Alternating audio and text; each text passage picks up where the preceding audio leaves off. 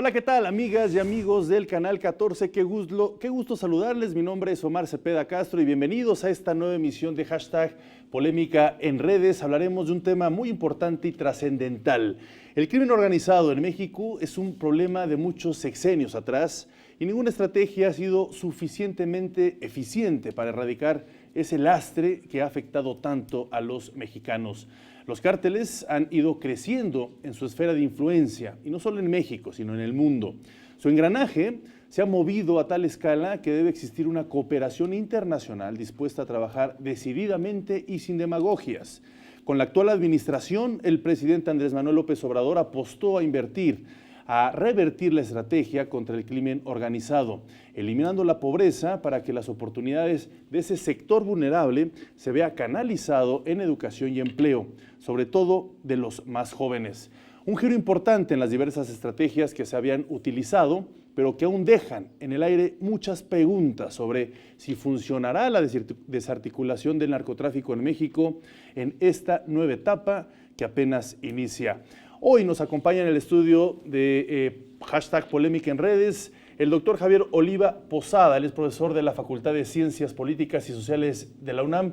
Qué gusto saludarte, gracias, doctor. Omar. Un placer tenerte por aquí. Muchas gracias por la invitación. También se encuentra con nosotros la profesora Claudia Benassini. Ella es investigadora de la Facultad Mexicana de Arquitectura, Diseño y Comunicación de la Universidad La Salle. Profesora, qué gusto tenerla. Gracias Bienvenida. por la invitación. Al contrario. Y se encuentra con nosotros el periodista del Canal 14 del Sistema Público de Radiodifusión del Estado mexicano, Miguel Arzate. Miguel, un placer que estés con nosotros. Bienvenido. Omar, muchas gracias por la invitación, qué gusto estar con ustedes. Va a ser muy importante porque contigo podremos descifrar precisamente el papel de un reportero cuando comienza a estudiar este tipo de fenomenologías tan complejas, tan diversas, y cómo se mueven minuto a minuto muchos aspectos como son los operativos, los ataques del crimen organizado o este tipo de realidades que ya veremos, que iremos analizando a lo largo del programa. Bienvenido. Gracias, Omar. Me gustaría iniciar esta charla con usted, doctor Javier Oliva, y si me lo permite también, profesora Claudia, haciéndoles una pregunta. ¿Cuál es el estado que desde sus análisis, que desde sus estudios han emprendido, cuál es el estado actual que guarda nuestro país respecto al crimen organizado? ¿Qué tan bien vamos? ¿Qué tan mal vamos? ¿Cómo se han reposicionado las células del crimen organizado? Primero vamos a abarcar eso, vamos a hablar sobre eso y después hablaremos sobre el papel de la estrategia de seguridad que actualmente está desarrollando el gobierno. Si me lo permite, Sí, profesora, iniciamos con usted. Pues bueno, yo creo que en realidad la situación no mejora, pasan los años y no mejora. Lo que vemos ahora es una redistribución de los cárteles. Vemos además lugares en donde, si bien antes no había esta situación, estos problemas, avanzan de manera importante. Por ejemplo, el caso de Chilapa, en Guerrero, Chilapa, en la montaña de Guerrero, durante muchísimos años se mantuvo como un lugar tranquilo, sin ningún problema, y de pronto comienzan a pelearse esa plaza y esto conlleva una serie de consecuencias más o menos importantes para la vida de las personas, que tiene que ver desde con cierre de escuelas hasta replegarse en una serie de actividades que cotidianamente llevaban a cabo los ciudadanos. Y pongo este caso de Chilapa porque me parece que sucede de manera similar en otros lugares del país. Celaya, por ejemplo, sería otro caso reciente, en donde también hay esta situación de reorganización de las actividades cotidianas, porque justamente el crimen organizado está tomando, digamos, ese espacio como plaza, ¿no? Claro. Javier Oliva, ¿cuál es tu perspectiva al respecto? ¿Cómo se encuentra el estado actual de los cárteles y cómo han venido evolucionando o involucionando, si es el caso? Sí, mira, ya bien lo apuntaba la doctora Claudia Benassini. Desafortunadamente, con los indicadores oficiales, en todos los casos de los 4 delitos de alto impacto, todos van al alza, ¿no? Comparativamente hablando. Eso por un lado. Y por el otro, desde mi punto de vista, no existe una estrategia.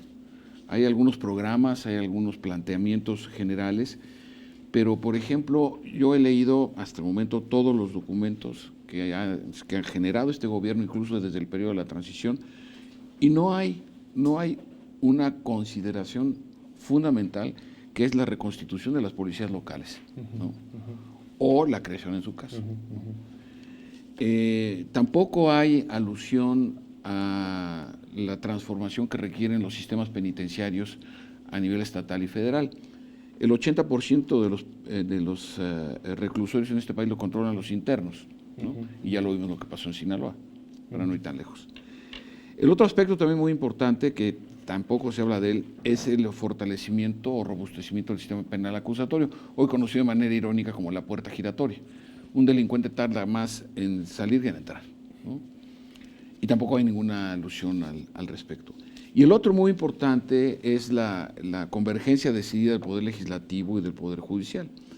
Hemos visto recientemente decisiones muy polémicas del Poder Judicial, por ejemplo, la reaprehensión de los militares que participaron en el evento de Tlatlaya, ¿no? Y otras decisiones también no menos polémicas. Entonces, por ejemplo, la orden de aprehensión que nunca llegó. Estuvimos esperando 4 horas en Culiacán y no llegó. Fue parte del fracaso. Entonces, el esfuerzo no puede estar encaminado bajo una sola variable, es decir, en este caso las expectativas sobre la Guardia Nacional por sí mismas, pues, claro que son muy altas. Lo que se requiere es esta convergencia de estas otras variables, porque de lo contrario no va a ser, sí vamos a ganar, afortunadamente nos vamos a tardar mucho, va a ser más costoso, pero sería mucho mejor si se articula estas variables que he planteado, que nos permitirían recobrar la paz social y el Estado de Derecho. Yo simplemente hago una pregunta. Cualquiera de nosotros que quisiera salir de vacaciones para el norte del país, ¿a qué hora tomaría la carretera? ¿No? Claro. ¿Y cuál carretera? Entonces, en un país con una democracia sólida, estable, con 3 alternancias en menos de 20 años, pues está restringida la libertad de tránsito, ¿no? Por actividades criminales. Claro. Entonces me parece que estas mediciones, que quizá no necesariamente sean de carácter cuantitativo, pero sí cualitativo, me parece que ponen en evidencia lo que no se ha estado haciendo en este. Además con mucho retraso, porque tuvieron 5 meses del periodo de transición administrativa, desde la declaratoria del presidente electo hasta la toma de posesión, incluso en septiembre, cuando toma el nuevo partido oficialista, toma el control del Congreso, y ahora entra el presidente. Entonces, sí me parece que la parte civil en las áreas de seguridad pública sí ha hecho falta una estructuración de conjunto, una visión verdaderamente articuladora. Claro. Desde la óptica, Miguel, de un periodista que está revisando diariamente, por supuesto, este tipo de fenomenologías, ¿cómo se aprecia este desarrollo del crimen organizado? Omar, precisamente hace poco en Canal 14 estuvimos realizando un trabajo, hablamos con compañeros periodistas de diversos estados que viven bajo el mecanismo de protección a defensores de derechos humanos y periodistas. ¿Qué es lo que se manifiesta? ¿Qué fue lo que se encontró? Que la violencia no ha reducido.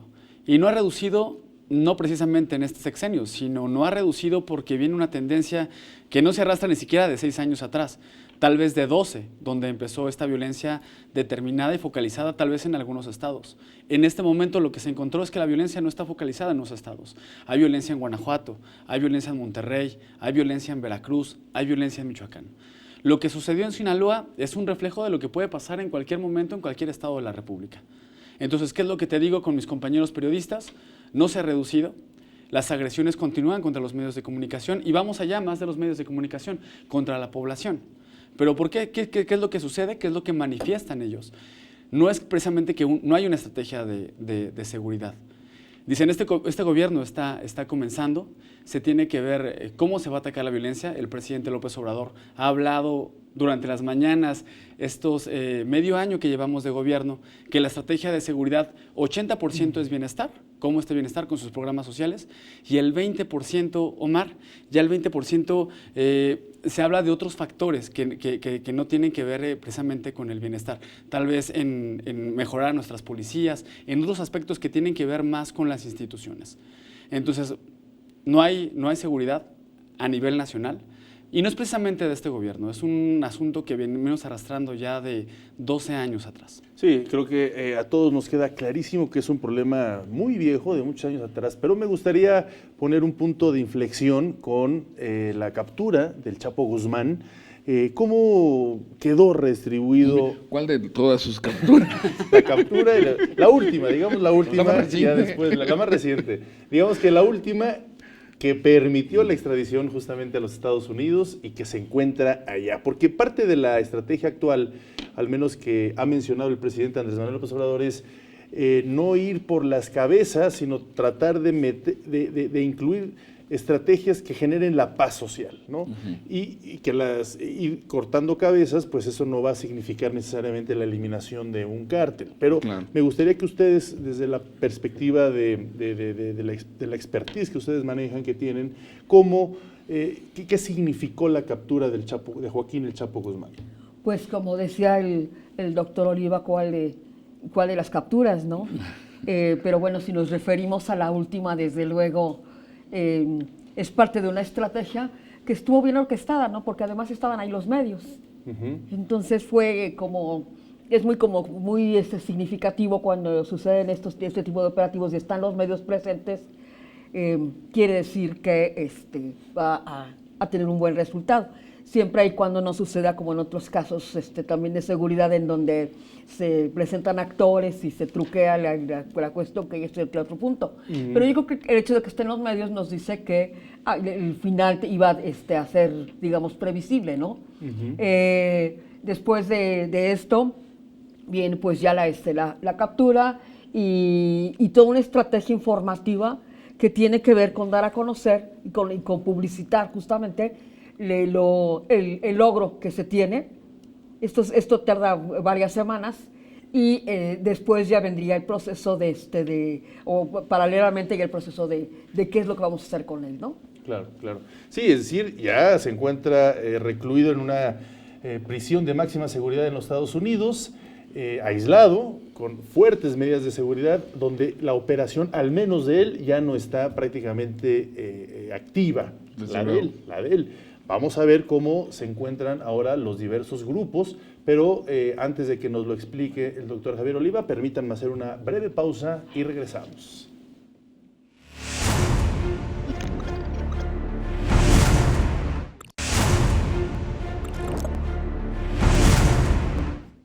Qué bueno que sigue con nosotros, gracias por acompañarnos. Les recuerdo que también nos puede seguir a través de nuestras redes sociales, en Twitter, @canal14mx, en YouTube, en Facebook y por supuesto en estas plataformas también transmitimos información que a usted seguramente le va a interesar. Seguimos platicando sobre este combate que actualmente pues tiene el país, tiene México contra el crimen organizado. Le preguntaba antes del corte al doctor Javier Oliva sobre cómo se han reacomodado los diversos grupos criminales, los diversos cárteles, después de la detención de Joaquín El Chapo Guzmán, que actualmente está aislado 100% en una cárcel de máxima seguridad en los Estados Unidos. Bueno, él desde antes de la extradición, que ya lleva casi 2 años en Estados Unidos, se había vuelto inoperativo para su organización. Pues vivía primero cuando fue apresado, después cuando es perseguido y reprendido. Entonces,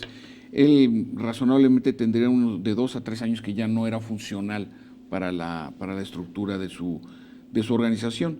Y entonces, yo diría, de acuerdo a mis estudios, que la organización de Joaquín Guzmán, de Zambada y Esparragosa, es la última que queda de una generación de organizaciones criminales que comienzan a gestarse en los 70s, se alcanzan su apogeo en los 80s y 90s, y ahora se encuentran en declive.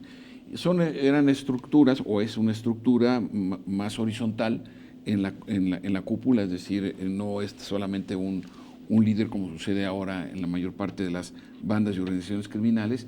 Eso por un lado. Y por el otro se establece una especie de aristocracia criminal, ¿no? Es decir, usualmente, como por ejemplo, el hijo de Juan José Esparragosa pues, está prófugo, ¿no? Pero está allí como parte de la directiva. El hijo del Mayo Zambada sabemos que está en los Estados Unidos, y bueno, los hijos de Joaquín Guzmán pues ya sabemos. Entonces es una estructura que en ese sentido también, a diferencia de otras organizaciones, esto no quiere decir que no expolie a la sociedad. Sus objetivos son sus enemigos criminales, pero básicamente se dedican a un solo delito, que es a la producción trasiego y comercialización de drogas y estupefacientes. Entonces esto les da un matiz diferente. No estoy diciendo que haya delincuentes buenos o malos, claro. Quiero ser clarísimo en eso. Pero ellos son, digamos, los narcotraficantes. Son sus características. Directamente, ¿no? Porque hay otros que manejan el crimen organizado. Los que tiene muchas otras Zetas, la cosas. familia Michoacán, etcétera, ¿no? Entonces, en ese sentido, la presencia de esta organización criminal en varios estados de la República, pues está más dirigida, ¿no?, principalmente al tema de las drogas. Entonces, cuando ustedes se recordarán que en Mazatlán secuestraron a 2 de los hijos de Joaquín Guzmán, y hay 2 versiones, una que fue el líder de Nueva Generación, otra que fue el Mayo Zambada, porque se querían independizar. Entonces fue como, a ver muchachos, aquí está el tío, cálmense, ¿no? Sí, o sea, hay esas dos. Sigue siendo ya versiones. el gran líder el Mayo Zambada. Va a cumplir 72 años, de acuerdo a los reportes policíacos. Entonces ha mantenido de alguna forma la estabilidad, ¿no? La cohesión. No obstante, te digo, bueno, está el rumor, no confirmado, de que Juan José Esparragosa ya habría muerto, pero no hay ningún dato. ¿Qué otros oficial. cárteles, doctor, han venido creciendo y apoderándose de las diversas plazas, de los diversos Bueno, estados? sin duda alguna, Nueva Generación es un grupo que ha crecido. Fíjense, como por la década de los 90 teníamos alrededor de 9 organizaciones criminales. Hoy tenemos 260, ¿no? Entre que si el grupo de Santa Rosa de Lima, que si los verdaderos Sangre Nueva Z.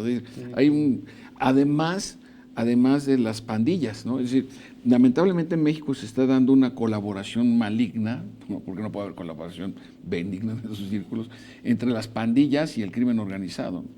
Y estamos involucionando a que también la delincuencia común trabaje en un consorcio criminal, ¿no?, en donde sea una parte de estas ramificaciones delictivas. Entonces, por eso es tan importante el aspecto de la inteligencia civil aplicada a la seguridad pública, porque previsiblemente no hay una priorización en las líneas generales del actual gobierno, porque pues, como bien lo apuntaba Miguel Arzate hace un momento, pues el hecho de que colegas, ¿no?, tengan que vivir bajo protección para simplemente garantizar la libertad de expresión, pues estamos viviendo la tiranía del crimen organizado. Esa sí es una verdadera dictadura. Obviamente el hecho de que haya más cárteles o grupos, los que acabas de comentar, ¿no? Antes se identificaban muy bien los 2, 3, 4 cárteles principales en el país, pero ahora tantos grupos, eso hace más difícil, obviamente, el combate al crimen organizado. Bueno, sobre todo, ¿cuál es el objetivo? Que haya menos adictos, que haya menos asesinatos dolosos, o sea, ¿qué es lo que se busca?, ¿no? Entonces, para mí, mientras no se responda de manera articulada esa pregunta, pues entonces no sabremos cuáles son los objetivos ni cómo los vamos a alcanzar, ¿no? Entonces, es evidente que la actividad criminal existe en todo el mundo, sí. Existe en Alemania, en Estados Unidos, en Japón, en España, en donde quieran. El problema es que no debe tener la capacidad suficiente para desafiar al Estado. Y si lo hace, recibe consecuencias. Claro. Vamos a regresar a esa parte porque sí me gustaría que nos explicaras, Javier, sobre cómo se están conformando las diversas fuerzas de seguridad de nuestro país, sobre todo ahora que está de forma ya permanente la Guardia Nacional. Pero antes me gustaría preguntarles, Claudia, Miguel, sobre precisamente cómo debe de estar generándose esto que también puso sobre la mesa el doctor Javier Oliva, un combate al crimen organizado desde una perspectiva global, pero sobre todo, para no salirnos dentro de esta madeja tan fuerte de hablar de las mafias que pueden existir en Italia, con los rusos, etcétera. ¿Cómo puede la relación México-Estados Unidos, en materia del crimen organizado, que tiene muchas aristas que ver, ¿no? No solo que Estados Unidos es una de las sociedades con mayor consumo de drogas, que eso genera muchísima producción en México y muchísima actividad de los crímenes organizados, sino también la venta de armas que viene de allá para acá, el lavado de dinero, en fin. ¿La estrategia en ese sentido se está manejando de forma adecuada entre México y Estados Unidos o qué ha hecho falta? ¿Qué opinan? Este gobierno, quiero destacar, Omar, que Tal vez tenga la única diferencia con los gobiernos anteriores que se ha presumido justamente hace unos días. El canciller Marcelo Ebrard tuiteó después de la reunión que hubo entre el embajador de Estados Unidos con el secretario de Seguridad Pública, Alfonso Durazo, que iba a haber un antes y un después de la llamada telefónica que tuvo López Obrador con el presidente Donald Trump. ¿Qué fue lo que se habló? ¿Qué fue lo que se dijo? Se habla de un operativo denominado Frozen, que busca congelar el tráfico ilegal de armas a través de 5 puntos fronterizos, en 5 aduanas. ¿Cuál es el reto en realidad que tendría este operativo Frozen? Acabar con la corrupción, porque la Auditoría Superior de la Federación lo dijo en su auditoría realizada en 2018, al ejercicio de 2017, que no hay una política para prevenir los actos de corrupción. ¿Qué se tiene que ver en este operativo? Además de trabajar con Estados Unidos muy de la mano, ¿qué fue lo que dijo el presidente López Obrador? Ellos en su frontera, nosotros en la nuestra. Y al parecer hay una buena relación, lo que no pasaba con otros gobiernos anteriores que él presume de mucho respeto. Este Donald Trump que hablaba de discurso, tal vez podríamos decirlo, agresivo contra los mexicanos, en la ONU dijo, he sido respetuoso, es un gobierno muy respetuoso y vamos a trabajar para, entre otros temas, el asunto de los migrantes, el tráfico de armas. Sí. Con eso no se contaba con los gobiernos anteriores. ¿Va a dar resultados esta estrategia? Yo dejaría que se le diera el beneficio de la duda. ¿Por qué? Porque respondiendo a lo que dice el maestro Oliva, ¿qué es lo que busca el gobierno actual? Atender las causas, es lo que presume, por lo menos. Atender las causas que no se le atendió en gobiernos anteriores. ¿Qué se atendió con gobiernos anteriores? Los efectos. ¿Qué pasa con la violencia? Hay que atender la violencia. Lo que apuesta este gobierno hay que atender las causas, ¿cómo? Con programas sociales, programas que busquen el bienestar. Si están focalizados a los jóvenes, no me atrevería a decir si sí o si no, eso creo que hay que darlo. Hay un plazo que se dio el presidente López Obrador al inicio de su administración que dijo que en un año iba a reducir la violencia. Ok, déjame, para no salirnos del tema, sobre todo la pregunta que les hice, para establecer muy bien ese mecanismo, porque sí es clave, creo yo, desde mi perspectiva, entender que es un fenómeno global, pero que nos arraiga de forma muy directa con un país, con nuestro país vecino, que es Estados Unidos. Y todo regreso a la pregunta original. Por favor, profesora. Es un problema global, ciertamente, que tiene repercusiones locales, como sucede con todo lo que tiene que ver con globalización. Entonces, creo que desde esa perspectiva, la forma en la que el asunto se ha abordado localmente es lo que nos ha llevado como un efecto péndulo de un lugar para otro a ver cuáles son las repercusiones de todo esto, ¿no? Entonces, efectivamente, la nueva estrategia y esta idea de atacar las causas y no los efectos, habría que ver cómo funciona y hacia dónde va a llevarnos. Yo recuperaré también lo que dijo el doctor Oliva, bueno, ¿qué es lo que quieren? ¿Qué es lo que quieren con atacar el crimen organizado? Que haya tranquilidad, que todos nos llevemos bien, que cada quien se respete y tenga sus actividades y que vivamos todos en una aparente tranquilidad, que es lo que quieren, ¿no? Claro. Que tiene que ver también con esta relación con Estados Unidos. Aún están en el aire estas estrategias, doctor Javier Oliva, sobre, por ejemplo, pues Estados Unidos tampoco combate al 100% o previene o hace pocos esfuerzos para que sus ciudadanos consuman menos. También crece el porcentaje de consumo en la ciudadanía estadounidense y la hace ser una de las sociedades más consumidoras de diversos tipos de drogas, incluso cada vez más fuertes, incluso cada vez nuevas drogas que se empiezan a generar en los mercados ilegales, por supuesto, de venta de drogas. En segundo lugar, sigue existiendo un importante flujo de armas de Estados Unidos hacia México y que, bueno, hace poco están poniendo sobre la mesa los gobiernos de Estados Unidos y México para tratar de cambiar esa estrategia. Y en tercer lugar, por supuesto, pues el que México es un país de tránsito y que en los países de Sudamérica sigue existiendo pues producción y siguen existiendo también cárteles fuertes en Sudamérica como lo veíamos en los años 70. Entonces, sí, claro. Esas tres herramientas, ¿cómo deberían de verse a partir de ahora? Más allá de la utilización de la fuerza o de los programas sociales para tratar de frenar y contenerse. Sí, aquí en estas cosas hay casi siempre malas noticias. Según la oficina de la ONU, la UNODOC, contra el crimen y el delito, y también con datos del gobierno colombiano, el año pasado creció el 17% la superficie cultivable de hoja de coca.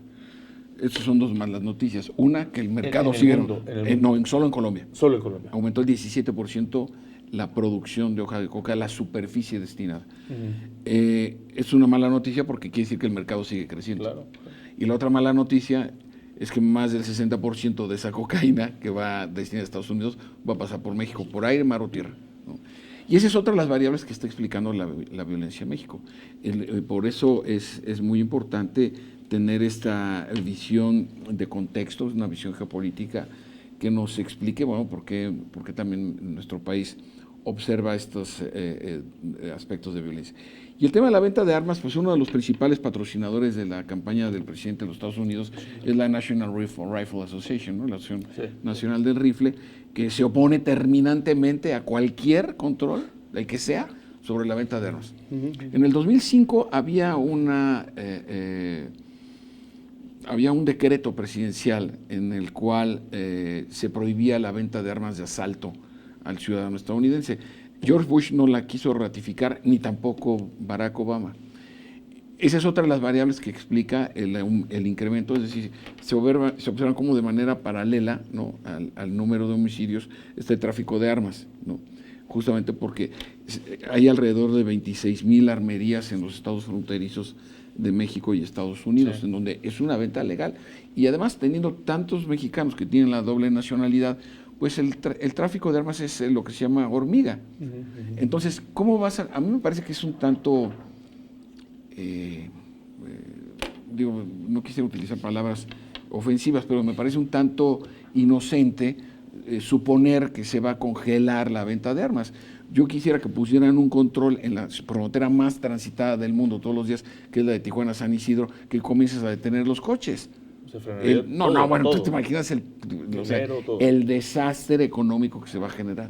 Entonces, hay mecanismos, hay tecnología y hay cierto tipo de recursos, porque hay que decirlo con toda claridad, el gobierno de Estados Unidos no va a mover un dedo meñique para el control de armas en su territorio.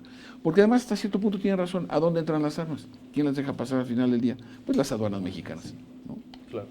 Bueno, pues ahí está interesante este análisis. Vamos a hacer una brevísima pausa. Hay mucho más que analizar sobre esto que estamos comentando de las estrategias en cuanto a la seguridad nacional para combatir el crimen organizado en el país. Regresamos.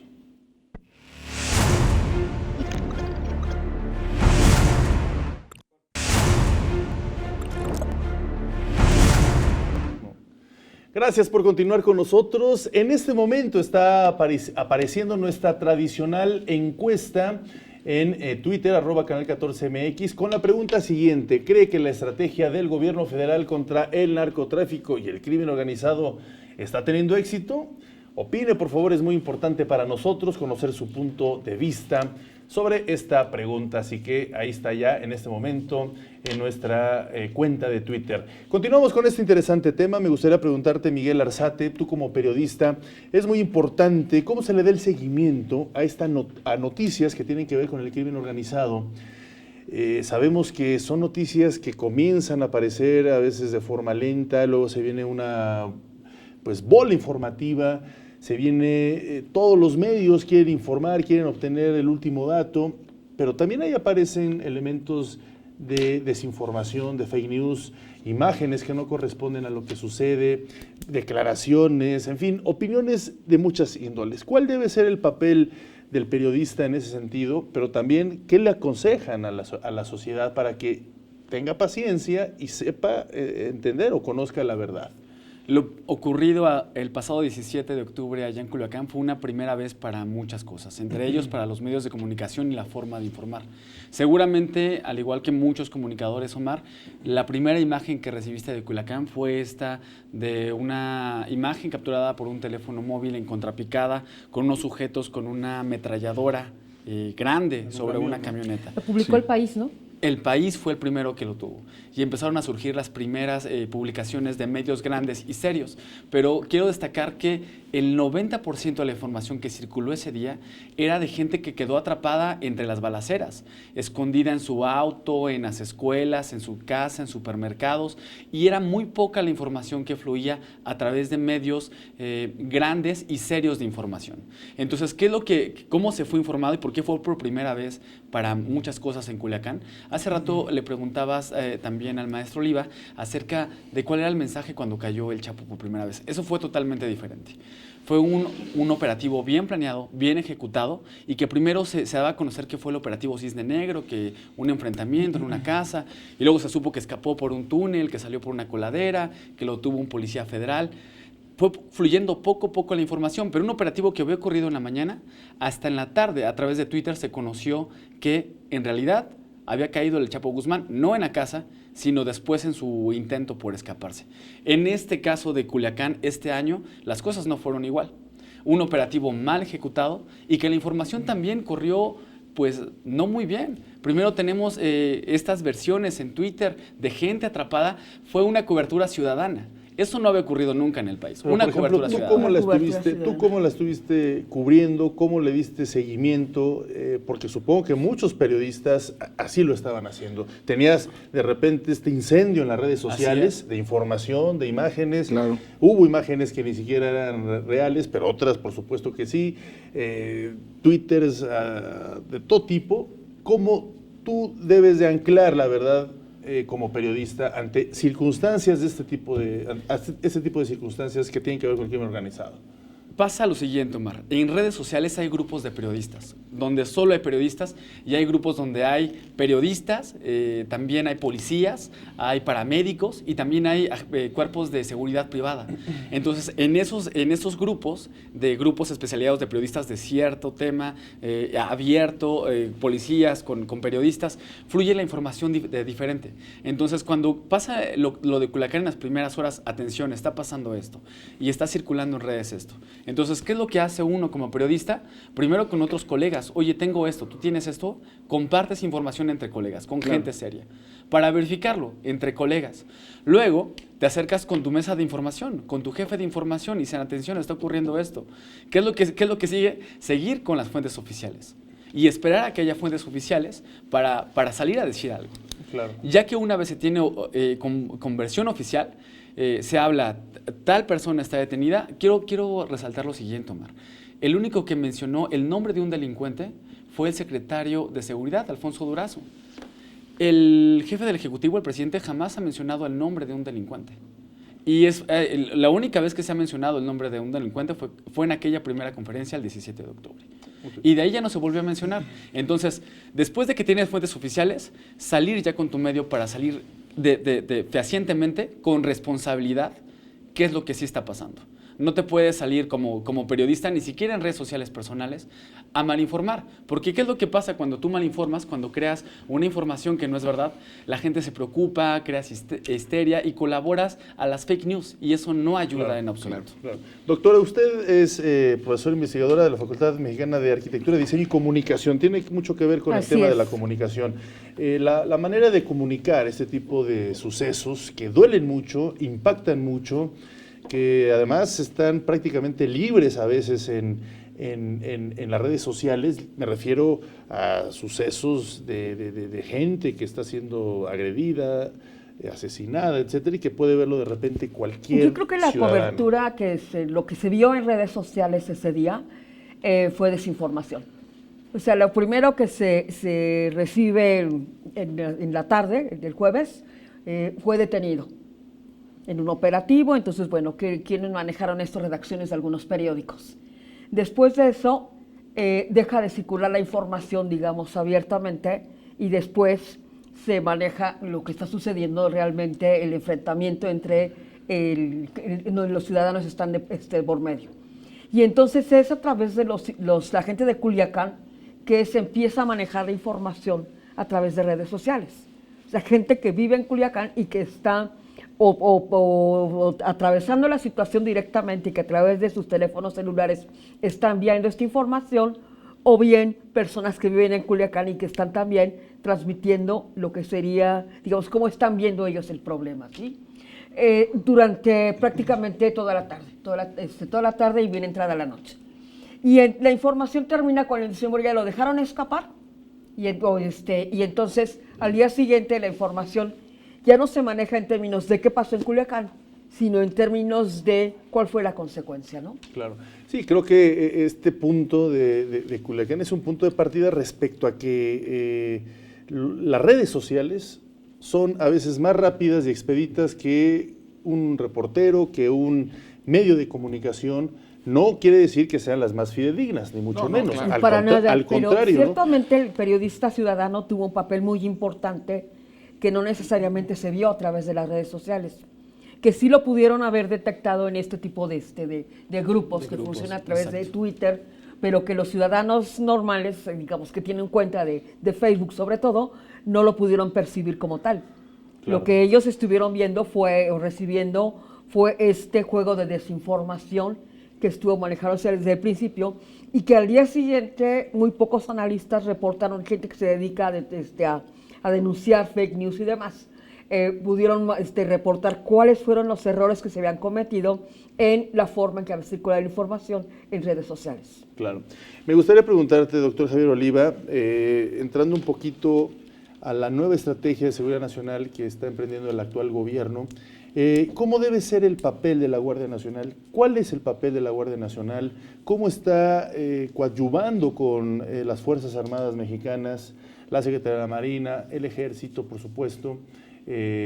¿Cómo se están confluyendo para poder dar resultados adecuados, pero basados a partir de lo que es la Guardia Nacional? Sí, yo quisiera continuar con una parte de la argumentación de Miguel Arceta en su momento sobre el tema de la inversión en gasto público, en prevención, ¿no? En gasto social.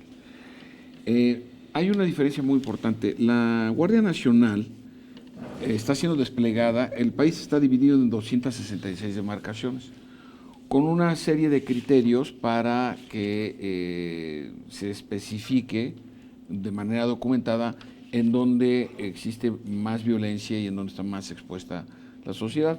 De esos 266 se seleccionaron los primeros 150. La diferencia es que se están construyendo cuarteles de la Guardia Nacional allí. Es decir, no va a ser un despliegue en respuesta a algún evento dramático o traumático como sucedió a lo largo de los sexenios anteriores, donde había un enfrentamiento, había una masacre y entonces se enviaba personal militar o elementos de la Policía Federal, ¿no?, a estar allí. Entonces aquí esa es una diferencia muy importante porque el despliegue va a ser permanente, eso por un lado. Por el otro también el uniforme de la Guardia Nacional es muy interesante, traen en el lado derecho traen un parche que dice proximidad. Sí. Esto es un matiz muy importante en términos de las corporaciones policíacas intermedias, es decir, que tienen una cobertura nacional y que en su formación responden a ciertos planteamientos del adiestramiento militar, como es el caso de la Policía Nacional de Colombia y muchos otros casos que conocemos de sobra. Entonces, ahora esta Guardia Nacional busca también a través de programas sociales de acercamiento con la ciudadanía estar en los momentos, porque finalmente las corporaciones policíacas tienen un carácter disuasivo, ¿no? Es decir, que el delincuente lo piense más de 2 veces antes de cometer el delito, porque sabe que hay en la proximidad, precisamente, hay personal preparado para tratar de inhibir las actividades criminales. Entonces, eso por un lado. Y por el otro también, la Guardia Nacional, hasta el momento, está fundamentalmente creada por militares, predominantemente procedentes de las 12 brigadas de policía militar y algunos elementos, alrededor de unos 5,000 elementos de la policía naval. Pero el problema aquí está con la Policía Federal. Y digo problema porque algo que era de carácter laboral se convirtió en un problema político. Y sobre todo si ya se tenía, desde hace más de un año sabía que se iba a caer la Guardia Nacional.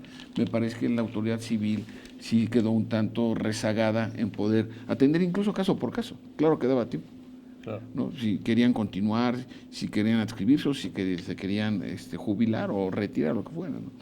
Entonces sí pienso que la Policía Federal es una institución importante, por decreto está por por dejar de existir, se crea la Policía Federal Preventiva en 1999, teniendo como pie veterano a la Tercera Brigada de Policía Militar, y se fusiona con la Policía de Migración, la Fiscal, y se me escapa la otra. Entonces, aquí es muy importante Migración, Fiscal y la de Caminos. Entonces, aquí es muy importante también señalar que no es el primer experimento civil-militar en la creación de una corporación policíaca. Hace 20 años se intentó, que fue el antecedente de la Policía Federal creada en el 2009, en donde casi se cuadruplica el número de personal para atender estas demandas. Entonces, es una decisión de fondo. Hay que recordar que, entre otras cosas, desaparece el Estado Mayor Presidencial, desaparece el Centro de Investigación y Seguridad Nacional, se crea el Centro Nacional de Inteligencia y se readscribe a la Secretaría de Seguridad Pública. En fin, hay ajustes muy importantes en el sector de defensa, seguridad e inteligencia en esta administración, y sí me parece que, regresando al tema de la Guardia Nacional, los resultados que pueda dar, y quiero regresar a la primera parte de mi intervención, tiene que haber coadyuvancia de estas otras variables que he mencionado. La Guardia Nacional por sí sola va a tener muchas dificultades para poder responder a las expectativas, no solamente de la población, sino incluso las que tiene depositadas en el presidente de la República. Sí, de hecho, en el periódico La Jornada del domingo pasado se habló de un cierto desgaste de la Guardia Nacional por tantos frentes que están cubriendo junto con el ejército, pero es la combate al crimen organizado, al huachicol, etcétera, una serie de actividades. El reparto de libros de texto gratuito, por ejemplo. Cuidar niños de las escuelas primarias en Guerrero, o sea, tienen una gran cantidad de responsabilidades que en sentido estricto no demuestran sino el colapso de la autoridad respectiva civil, ¿no? Claro, bueno, vamos a hacer una breve pausa para regresar a nuestra última parte del programa, interesantísima charla. Gracias también a quienes nos siguen en las diversas redes sociales. Regresamos.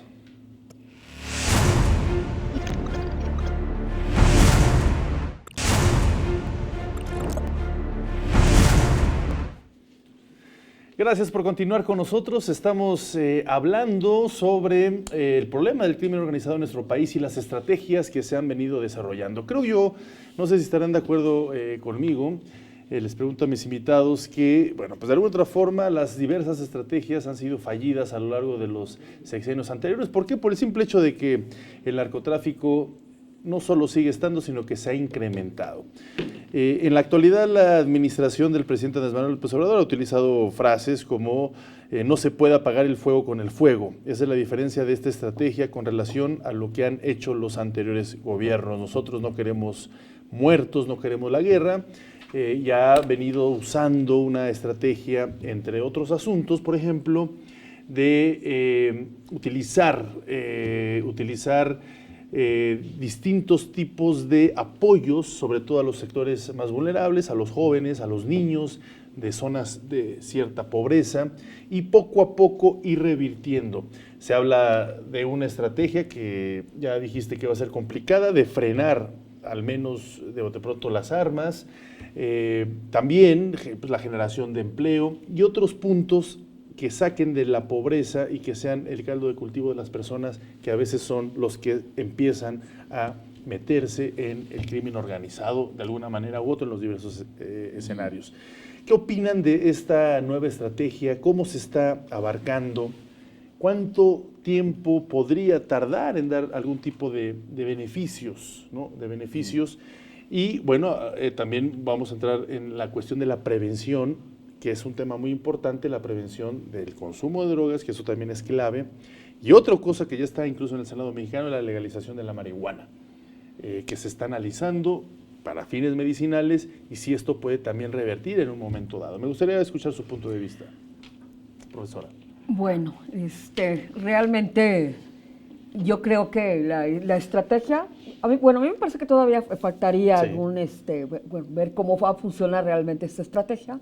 Lo que hemos visto no es lo más atinado, creo que la estrategia ha sido fallida y creo que entonces habría que afinar algunos detalles, pero creo que también tampoco ellos tienen claridad en lo que quieren hacer y cómo lo quieren hacer. Y entonces en esa medida creo que también están tomando decisiones que no son las decisiones correctas. Correcto.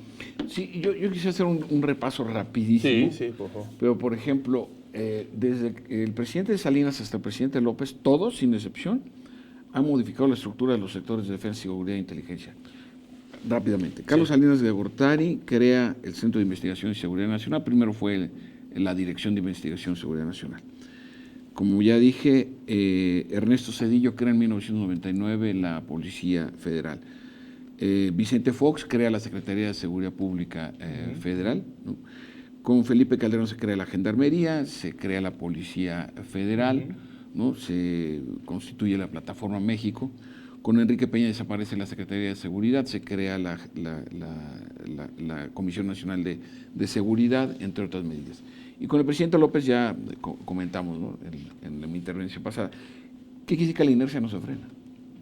Que son planteamientos desde el punto de vista reactivos y que apuntan más a la coyuntura que a una visión preventiva de largo plazo, ¿no? Entonces, sí, digamos que hay una constante, y esto ya no, Omar, no es un asunto de ideologías ni de partidos políticos, es de capacidad táctico-operativa que tiene que ir acompañado. Eso es por un lado la represión al crimen, pero por el otro lado está la diada perniciosa de impunidad, corrupción, ¿no? Claro.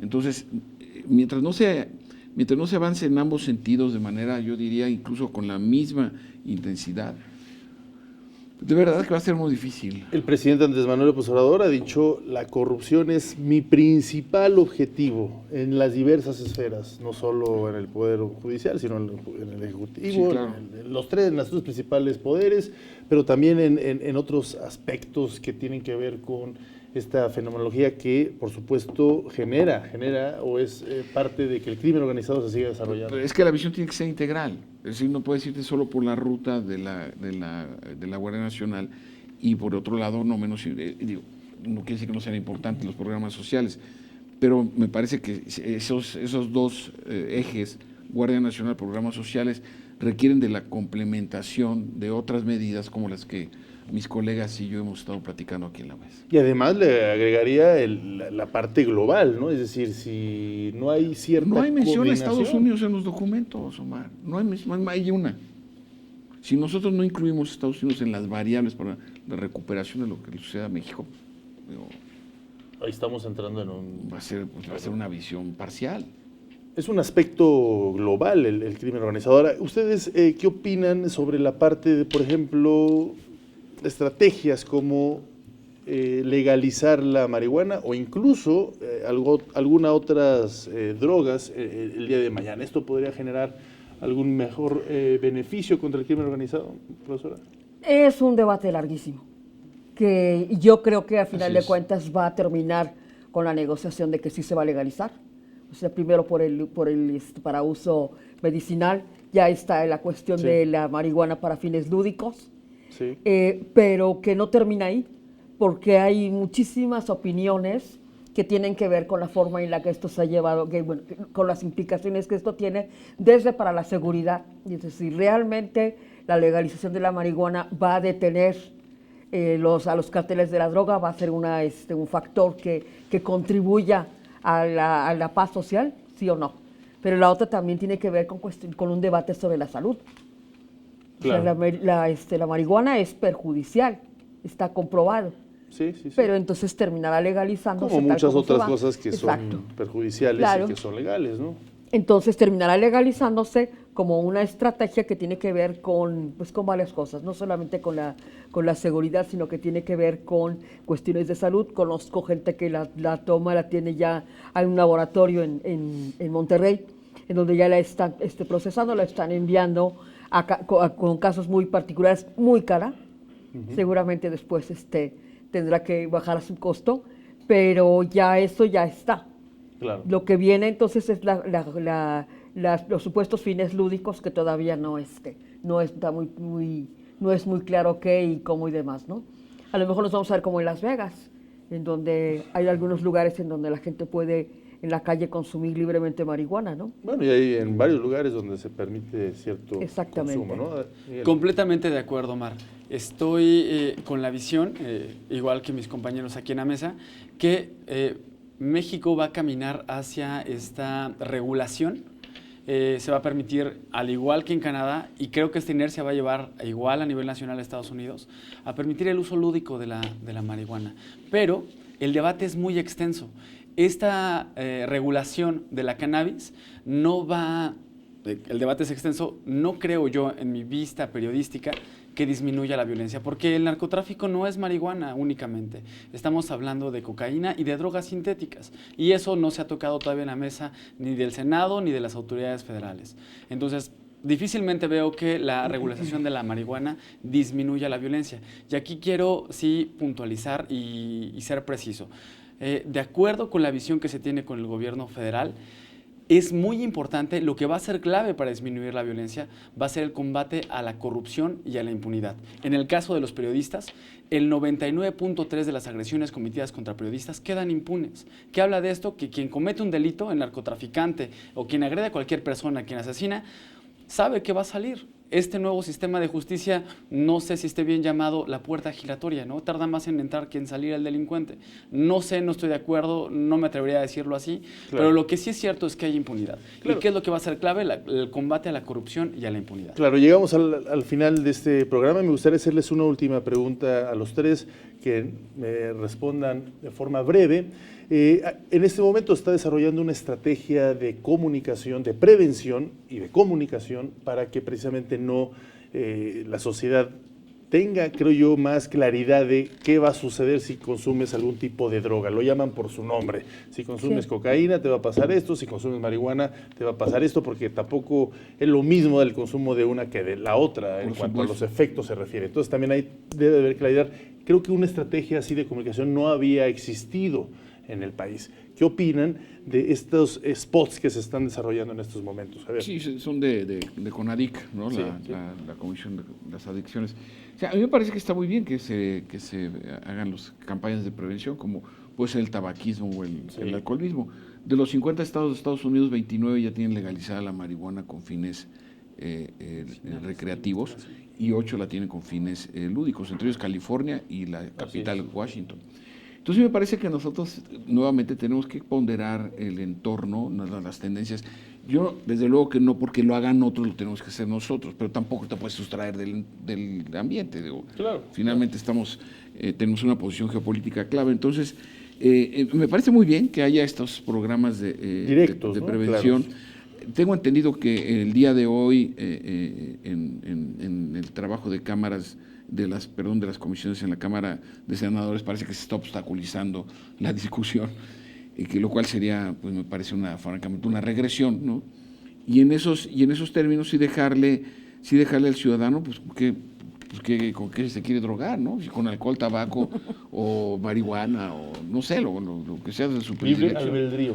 Pues es que al final del día no es sino un tutelaje anacrónico del Estado sobre la voluntad del sujeto, ¿no? Eso sí me parece que ya debería estar en el siglo XX nada más. Doctora, rapidísimo. Profesora. Yo creo que esas campañas no pasan de ser una buena intención, porque bueno, ahí están por ejemplo, en la calle, en donde uno quiera ir, están presentes, pero me parece que no están cumpliendo con la finalidad y no le están llegando a las personas que deberían estarles llegando. Que sería, bueno, entre otros, los jóvenes, las instancias que los rodean y demás, y que tendrían que ver entonces con también incorporarlos en un programa de combate más efectivo a las drogas. Pero así como está, es así como decir, bueno, estamos haciendo esto, pero no funciona. Bueno, muy bien. 10 segundos, Miguel, tú eres de la casa, así que... Quisiera pensar que pueden ayudar, pero sin duda alguna se requiere más atención. ¿Y qué es lo que creo que sí va a dar resultado? La regulación. Correcto. Muchísimas gracias, doctor Javier Oliva, muchísimas gracias. Profesora Claudia, muchísimas gracias. Miguel Arzate, gracias por supuesto a todos ustedes por habernos acompañado. Yo soy Omar Cepeda Castro, nos vemos en la próxima grabación de Hashtag Polémica en Redes. Hasta luego.